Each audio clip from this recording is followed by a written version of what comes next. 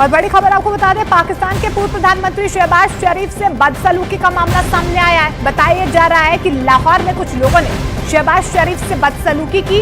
वहां पर एक जलसे का आयोजन किया गया था जिसमें शामिल होने के लिए शहबाज शरीफ यहाँ पर पहुंचे थे और कुछ लोगों ने लाहौर में उनके साथ बदसलूकी की है। तस्वीरों में आप देख पा रहे हैं, जलसे में लोगों ने ये बदसलूकी शहबाज शरीफ के साथ की।